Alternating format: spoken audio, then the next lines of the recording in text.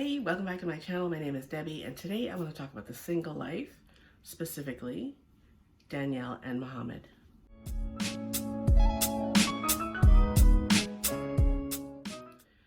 Okay, in this episode, two things are going on here.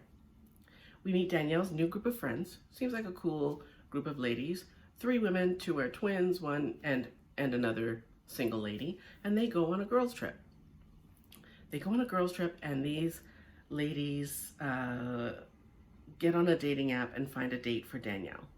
Okay, so they get her all ready, they clip in her hair extensions, they do her makeup, they, whatever, get her new outfit, whatnot, and we hear a little bit of chit chat and girl talk, and they go meet this guy for the date. As the date starts, the 4 women are sitting at a table when this man approaches. And they all sit at the table and they're having a little bit of conversation and blah, blah, blah, whatever. And then the 3 ladies excuse themselves, which leaves Danielle sitting with this guy that she's on a date with. It was like watching paint dry. It was very uneventful. At first, she feels like he might be interested, but no, he's not interested. So at the end of the date, he does say, I'm not feeling a connection, but we can always be friends. It'd be cool to, talk every once in a while, which she's a little disappointed, I guess, as would anyone be. But you know what? This is practice. She needs the practice. So I feel like, Danielle, stop expecting every guy to be the one. Every guy is practice. Look at each guy as practice. You need to dust off the old business from Mohammed, and you need to get some practice. And we all need dating practice, right? You are no exception. You need practice. Stop looking at every guy as the one, as the potential one, and get some practice. You just need some practice being social, speaking to people without stuttering. Practice. It's all about practice. Then, in another scene, not to do with the girls' trip, Danielle says that Mohammed has reached out to her and he wants to sit down for a meeting. He wants to have a conversation. Can't imagine what these two would have to talk about at this point, but okay. So Danielle goes to the restaurant and she's sitting there, and as she's sitting there, she's wondering what he wants. Why did he reach out to her? She feels like he wants something from her.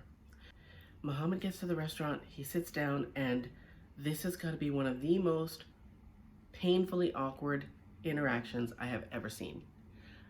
These two clearly have nothing in common outside of the fact that they were married and they have the same last name now, which I'll go over later. And so he does manage to ask her, how are the kids? And she says, oh, the kids are good. Like, literally, this was like watching paint dry. It wasn't a good interaction. She does say that she feels like he owes her an apology. Am I alone in thinking that he doesn't owe her an apology? He doesn't owe her any more of an apology than she owes him? Because he may have come there with ulterior motives, but she, let's not forget, she wasn't completely honest about who she was, right? And I don't know if there's a man alive who would leave his country and come into Danielle's situation and not regret doing it. He asks her why does she think he owes her an apology, and she says because of the way he treated her and blah blah blah, all this other kind of stuff. And you know what? That is a two-way street. You were both evil to each other, and in hindsight, I feel like his evil was in response to her evil. I mean, I get it. He wouldn't even kiss her on their wedding day, and I don't know a lot about his religion, but that was his excuse for not kissing her on their wedding day. But yeah, that whole her sitting and crying and saying, I want my love, for like, I don't know if I can use that word, the other word on here, without getting banned or whatever. No, that's not acceptable. Women don't sit down and scream about how they want intimacy. They just don't. And I don't know a man, I don't know that there's a man alive who would put up with that for long.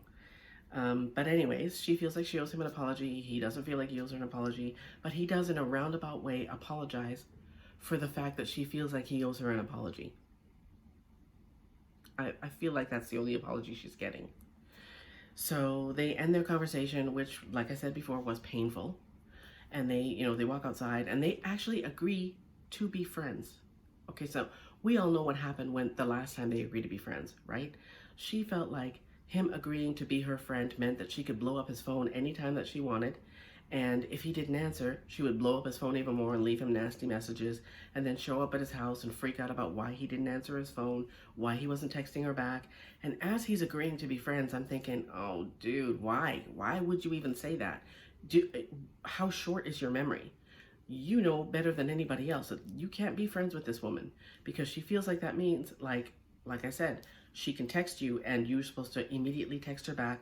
When she calls, she shouldn't have to leave a message. You should pick up the phone because it's her. You know better. I feel like this friendship agreement is going to come back to bite you in the ass. I would be willing to bet money on it. Anyhow, end of the episode, they agree, or end of the interaction, they agree to be friends and go their separate ways. He does tell her that he doesn't need anything from her. He doesn't want anything from her. Whatever issues he has with his green card are between him and the government. They have nothing to do with her, so they're done with that. She can't say, oh, well, I feel like he wants something from me, because there's nothing he wants from her. I think she's hoping he wants something from her, regardless of what that something is. I think she just wants some kind of an excuse to be in touch with him continually. In the interview after their meeting, she does say that she wished that she had that Mohammed, and like he's a different person. And I'm feeling like, dude, he was that person. He was this person. He has always been kind of low key, and she has always been the one who is like amping up everything.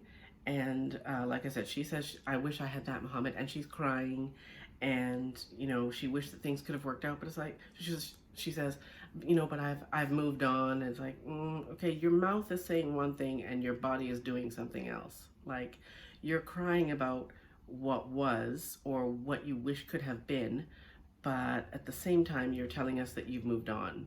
Worse yet you haven't ditched his last name. So I don't know, like, that whole relationship was a dumpster fire. And if I was married to someone and the entire relationship was a dumpster fire, and it wasn't even that long, it was like maybe a year, there's no way in hell I'd be keeping his last name. No way. That would be the first thing I did, is change my name back. But she kept his last name, which says a lot. Anyways, that's it for now. My name is Debbie. This is Sheality. I'll see you next time. Peace.